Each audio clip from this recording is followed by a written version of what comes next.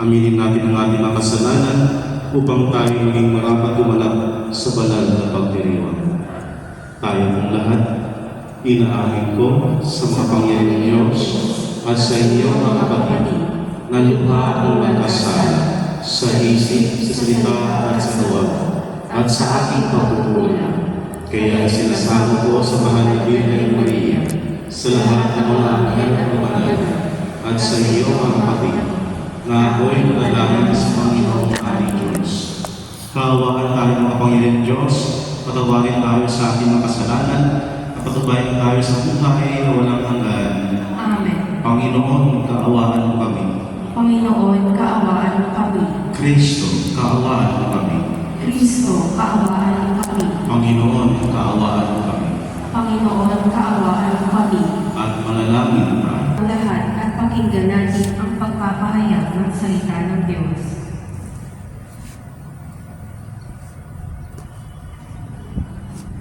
Ang simula ng aklat ni Propeta Daniel. Nang ikatlong taon ng pamamahala ni Haring Joachim sa Huda, ang Jerusalem ay nasakop ni Haring Nabucodonosor. Pinabayaan ng Panginoon na binahagi niya si Haring Joachim at sangsamin ng ilang kasangkapan sa templo ng Diyos. Lahat ng ito ay dinala ni Nabucodonosor sa templo ng kanyang Diyos-Diyosan sa Babylonia at inilagay sa silid na taguan ng kanyang kayamanan. Iniutos ng hari kay Espenas, pinuno ng kanyang mga tauhan, na pumili ng ilang Israelita kabilang sa angkan ng mga hari at ilang sa angkan ng mga maharika. Ang pipiliin nila ay ang kabataan, walang kapansanan, pakisip, matalino, madaling turuan, may kaalaman sa lahat ng sangay ng karunungan upang maging karapat-dapat na lingkod sa palasyo. Ang mga ito ay tinuruan ng salitang Kaldeo. Iniutos ng hari na sila'y paglaan ng pagkain at alak araw-araw mula sa kanyang sariling pagkain at alak. 3 taon silang tuturuan bago malingkod sa hari. Kabilang sa mga ito sina Daniel, Ananias, Misael at Azarias na pawang kabilang sa libing ni Juda. Ngunit ipinasya ni Daniel na huwag tikman man lang ang pagkain at alak na bigay ng hari upang hindi siya makakain ng mga bagay na marami ayon sa kautosan. Kaya ipinakiusap niya kay Espenas na huwag silang pakainin yun. Niloob naman ng Diyos na siya'y makalugdan at pabigyan nito. Ngunit sinabi niya kay Daniel, natatakot lamang ako sa gagawin sa aking mahal na hari kapag nakita niyang mas mahina kayo kaysa ibang kasing gulang ninyo. Tiyak na ako'y pupugutan niya pagkat siya mismo ang naglaan ng pagkain ninyo araw-araw. Dahil dito, lumapit si Daniel sa bantay na nangangalaga sa kanila. Sinabi niya, subukin ninyo kami sa loob ng 10 araw. Gulay lamang at tubig ang ibigay ninyo sa amin. Pagkatapos, pagpanisi ninyo kami ng mga kasigulang namin, pinakakain ninyo ng pagkain ng ibigay ng hari at tingnan ninyo ang magiging resulta. At sinubok nga sila sa loob ng 10 araw. Nang sila'y magpalisin pagkaraan ng 10 araw, nakitang mas maayos sila at malusog kaysa mga kasigulang nila pinakain ng pagkain ng hari. Kaya gulay at tubig lamang ang ibinigay sa kanila sa halip na pagkain at inumin ng hari. Niloob ng Diyos na silang apat ay matuto ng lahat ng uri ng kaalaman. Bukod dito, si Daniel ay binigyan pa ng kaalaman tungkol sa pakitaan at panaginip. Pagkaraan ng 3 taong itinakda ng hari at sa pagsasanay sa kanila, ang lahat ay iniharap niya kay Hari Nabucodonosor. Isa-isa silang kinausap ng hari. Ngunit nakita niya nakahilig sina Daniel, Ananias, Misael at Azarias. Kaya sila ang napili ng hari upang maglingkod sa palasyo. Sa lahat ng bagay na isangguni sa kanila, nakita ng hari na higit na dihamak ang kaalaman nila kaysa mga salamangkero at inkantador ng kaharian. Ang salita ng Diyos. Salamat sa Diyos. Purihin at ipagdangal ang Diyos magpakailanman. Purihin at ipagdangal ang Diyos magpakailanman. Pinupuri ka namin, Panginoon, Diyos ng aming mga ninuno. Karapat-dapat kang ipagdangal at dakilain magpakailanman. Purihin ang iyong banal at paluwalhating pangalan. Nararapat purihin at ipagdangal magpakailanman. Purihin at ipagdangal ang Diyos magpakailanman.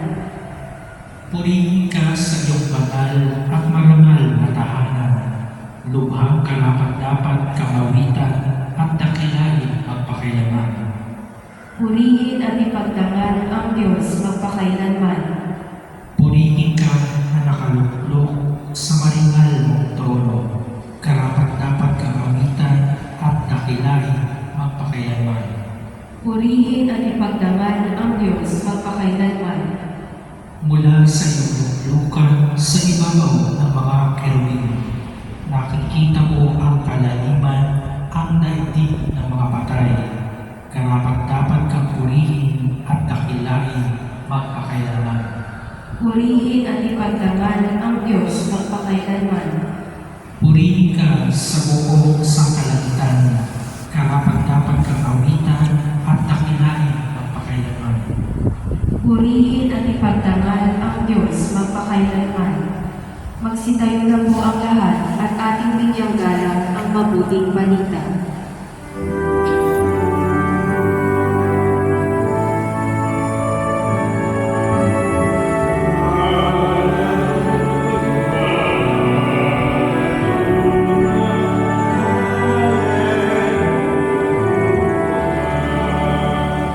Lagi tayong magtanong sapagkat di natin talos ang pagbabalik ni Jesus.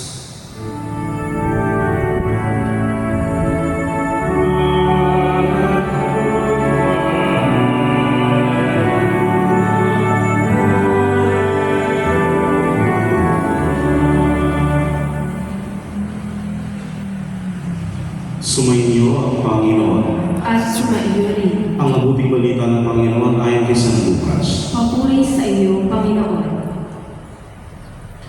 Noong panahon iyon, nang tumingin si Jesus, nakita niya ang mayayabang nagbuhulog ng kanilang kaloob sa lalagyan nito sa templo.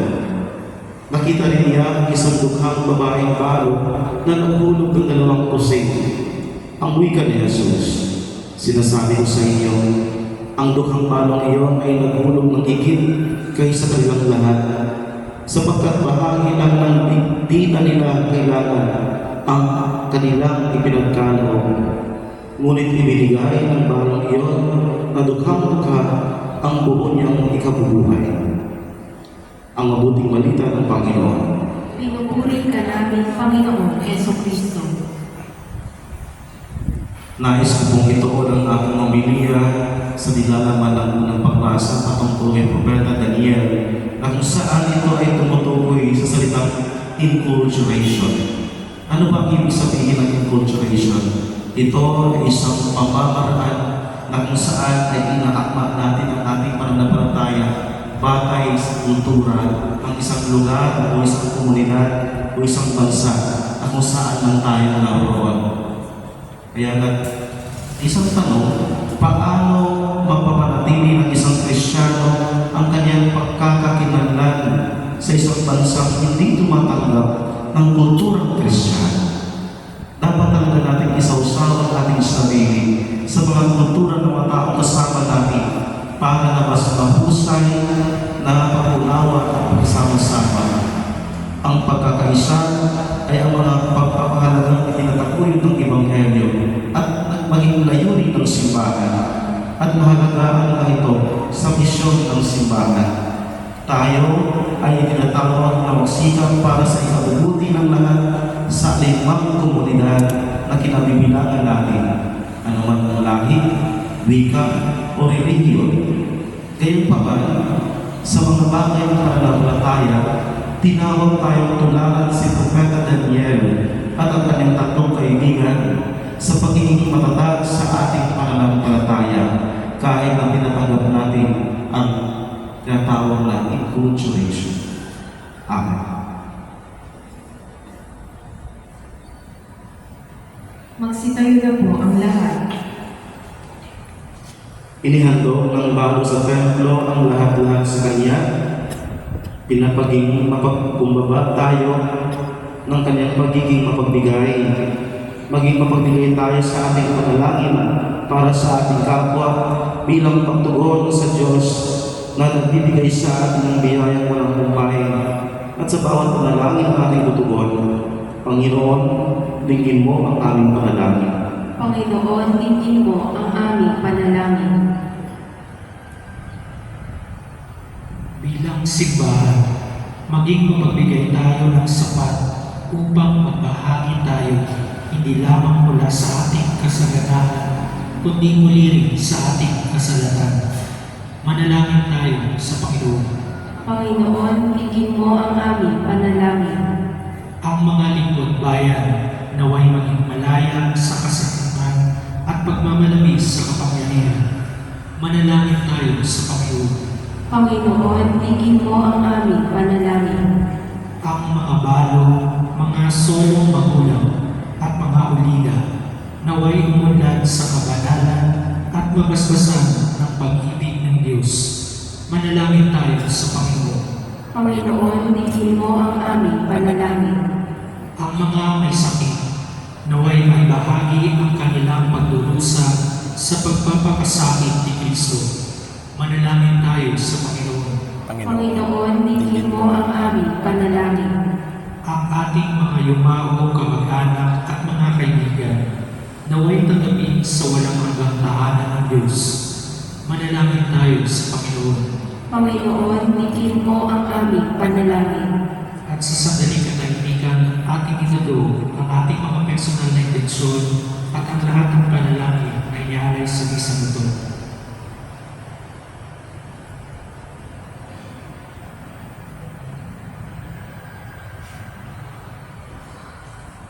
Manalangin tayo sa Panginoon. Panginoon, dinggin mo ang aming panalangin.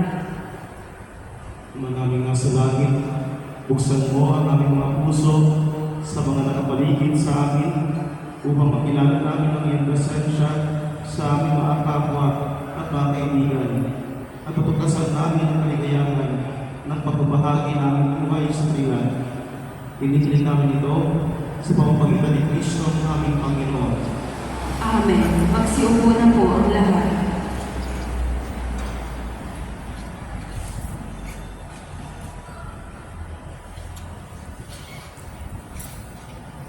Kapuri-puri ka, Diyos, sa mga lumikha sa sanlibutan, sa iyong kagandaan loob. Narito ang aming iaalay mula sa lupa at kung ano ang aming paggawa, ang tinapay na ito para maging pagkain ng bibigay buhay.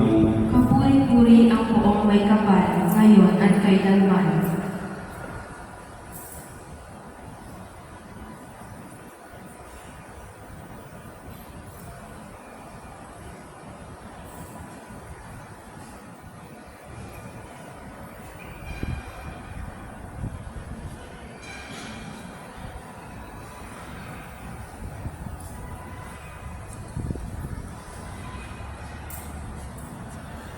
Kapuri-puri ka, Diyos, sa mga lumikha sa sanlibutan, sa iyong kagandaan loob. Narito ang aming naialay mula sa natas ng ubas at buwan ng aming paggawa ang alak na ito para maging inuming nagbibigay na iyong Espiritu. Kapuri-puri ang poong may kapal, ngayon at kailanman.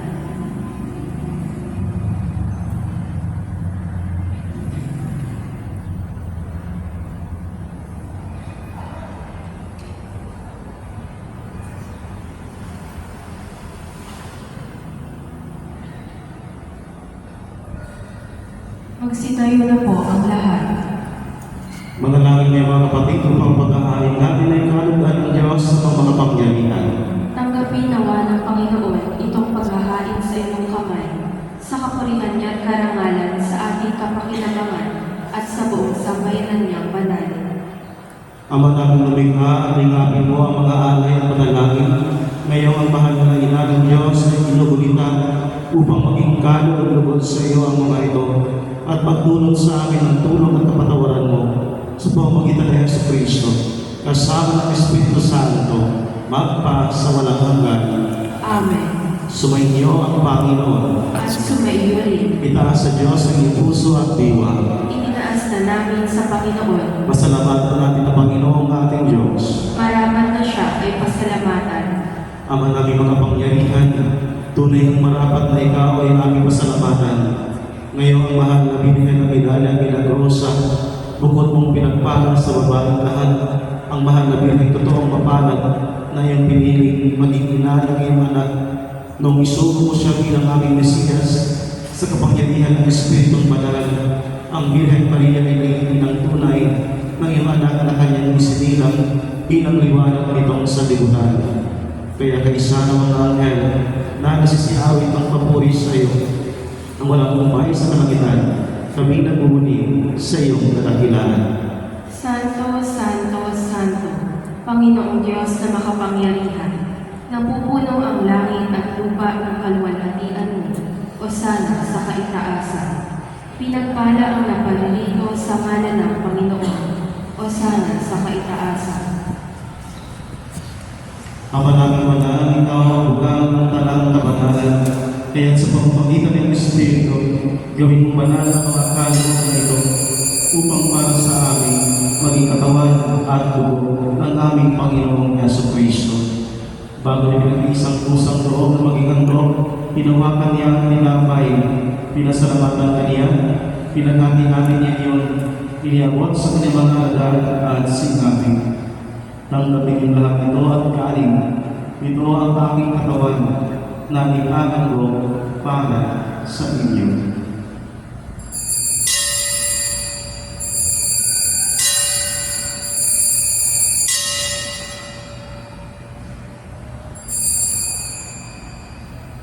Kaya di naman matapos ng bulan, hinawakan niya ang kanis, muli galit pinasalamatan, inabot niya ang kanis sa kanyang mga alagad at sinabi, "Tanggapin niyo lahat ito at inumin. Ito ang kanis ng aking dugo, ng bagong lahat ng tipan. Ang aking dugo ay bububos para sa inyo at para sa lahat sa kapagpapatawad ng mga kasalanan. Gawin niyo ito sa pag-alala sa akin."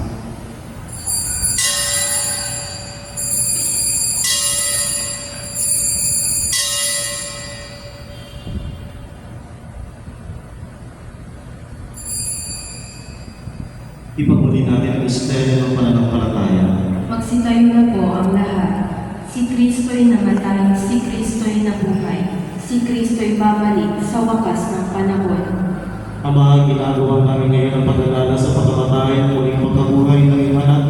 Kaya iniaalay namin sa iyo ang tinapay na nabibigay buhay at ang kaalis na nagkakaloob ng kaligtasan. Kami nagpapasalamat dahil kami iyong inarapan na tumayo sa harap mo para maglingkod sa iyo. Isinasamo namin kami magsasalusan sa katawan ng ni Kristo ay mabuklod sa pagkakaisa sa pamamagitan ng Espiritu Santo.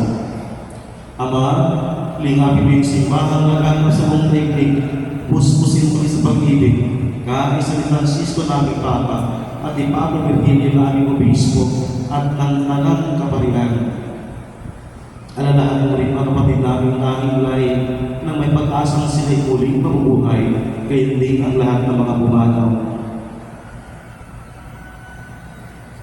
Kaawaan mo sila patuloy sa iyong kaliwanagan. Kaawaan mo pagdapat kaming lahat na makasama sa iyong buhay na walang wakas.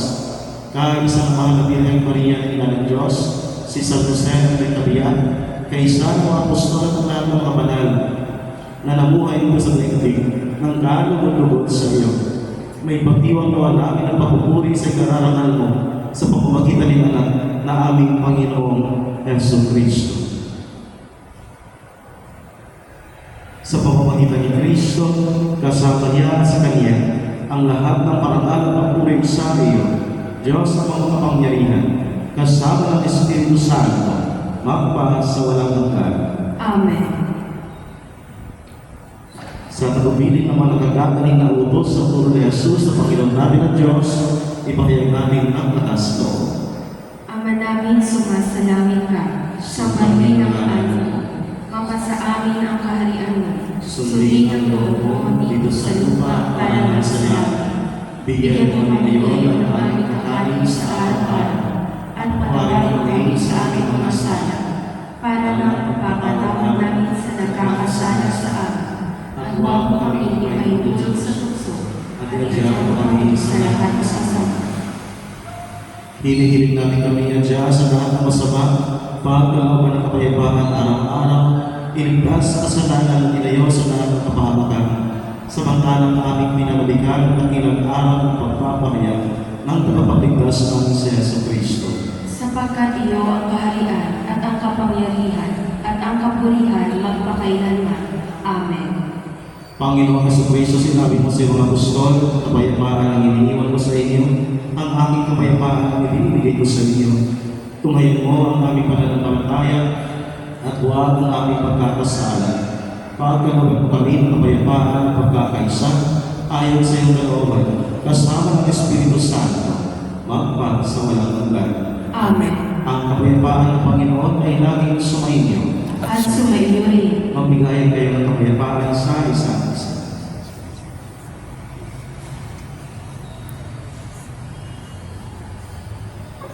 Kordero ng Diyos na nag-aalis ng mga kasalanan ng sanlibutan, maawa ka sa amin. Kordero ng Diyos na nag-aalis ng mga kasalanan ng sanlibutan, maawa ka sa amin. Kordero ng Diyos na nag-aalis ng mga kasalanan ng sanlibutan, ipagkaloob mo sa amin ang kapayapaan.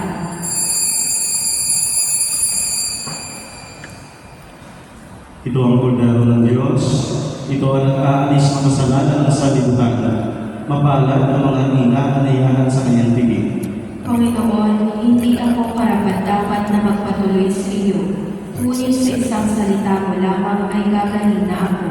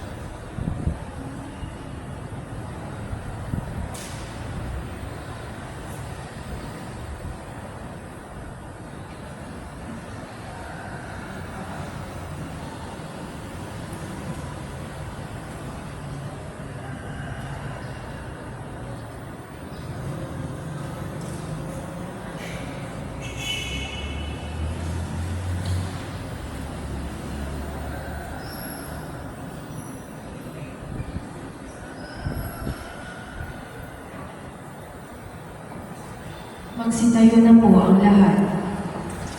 Manalangin. Ama naming mapagmahal, kaming mga tumanggap sa banal na pakikinabang, ngayong inuulit na ang mahal na Birheng Ina ng Diyos, ay maging dapat na magkamit ng iyong kaloob na pagtubos sa pamamagitan ni Jesucristo, kasama ng Espiritu Santo, magpa sa walang hanggan. Amen. Magsiluhod po ang lahat para sa panalangin sa Birhen ng Biyaya.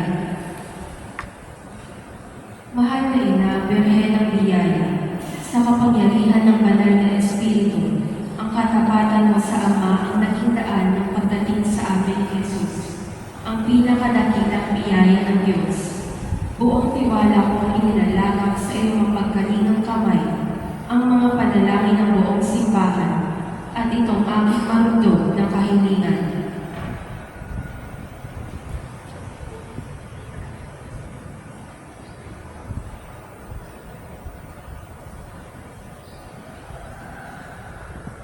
Mapagmahal na Ina, Birhen ng Biyaya, tulad mo, ipinaubaya ko ang aking buhay sa karunungan at awa ng ating Ama. Maganap nawa ang kanyang kalooban sa akin at sa mga taong inihahabilin ko sa iyong pangangalaga.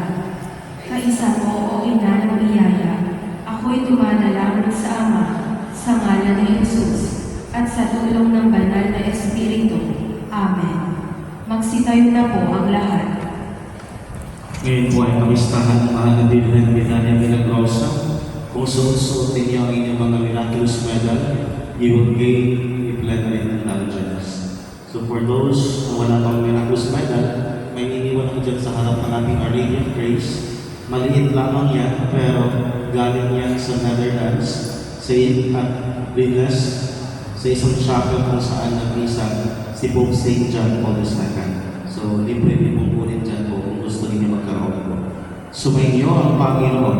At sumainyo. Pagpalain kayo ng Diyos sa makapangyarihan sa lahat ng Ama, Anak, ng Espiritu Santo. Amen. Tapos ng mga misa, kumain kayo at may pag-ibig ni Kristo. Salamat sa Diyos.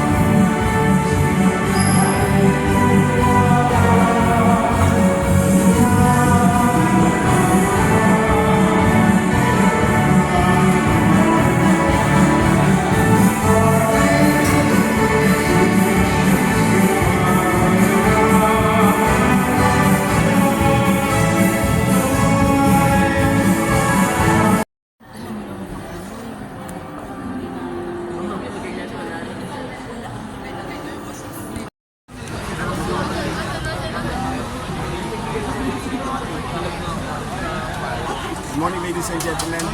Please subscribe my YouTube channel, Top TV, Pinbot TV. Thank you and God bless.